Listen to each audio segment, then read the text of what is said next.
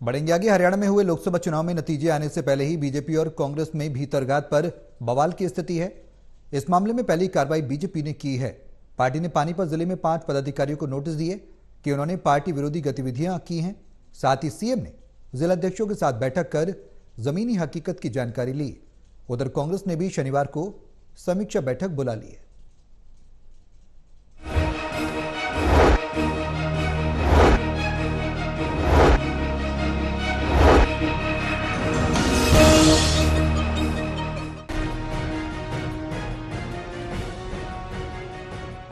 खेल के मैदान में जैसे बड़े मुकाबले में खिलाड़ियों पर भी मानसिक और शारीरिक दबाव बढ़ जाता है और वो हर कमी को दूर करने की कोशिश में लग जाते हैं। यही स्थिति आज प्रदेश के सियासी दलों की भी है।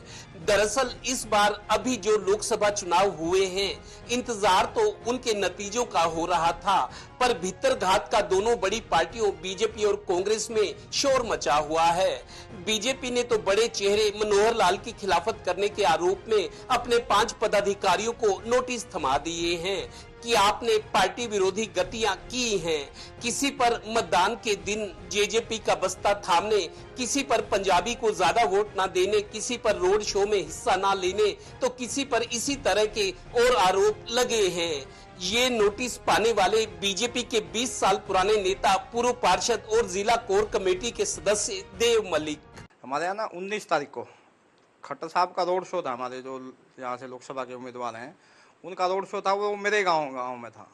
तो पहला तो मुझे उस कार्यक्रम की कुछ सूचना थी नहीं। वैसे भी जो कार्यक्रम जो तय करने वाले लोग थे उन्होंने मेरे को कुछ सूचना नहीं दे रखी थी। फिर भी मुझे पता था, मैं ईमानदारी से कह रहा इस चीज़ का, वो उनका रोड शो है, कोर कमेटी का सदस्य उन्होंने के नाते।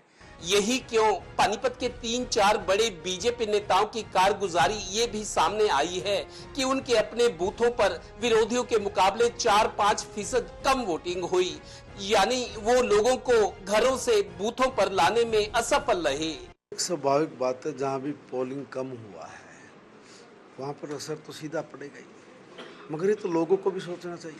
लोकतंत्र का पर्व है चुनाव, और लोग अपने सपनों की सरकार बनाना चाहते हैं। तो लोगों के अपने सपनों की सरकार बननी है कि देश में आपको राजा किस तरह का मिले, देश किस दिशा में जा रहा है, हमें देश को कहाँ लेके जाना है।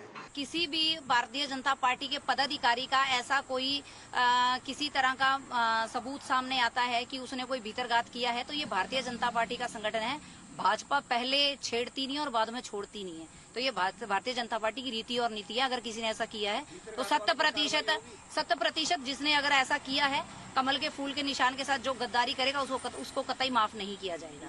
गौरतलब है कि पानीपत में तो कई ऐसे लोगों को पन्ना प्रमुख बनाया गया जो हैं तो कांग्रेस के, पर बीजेपी के दोस्तों के साथ घूमते फिरते उठते बैठते हैं। उन्हें अपने साथ जोड़े रखने के लिए पन्ना प्रमुख बना दिया गया। ऐसे ही एक पन्ना प्रमुख ने हंसते हुए टोटल टीवी संवाददाता से पूछा कि इस पन्ना प्रमुख का मतलब क्या होता है।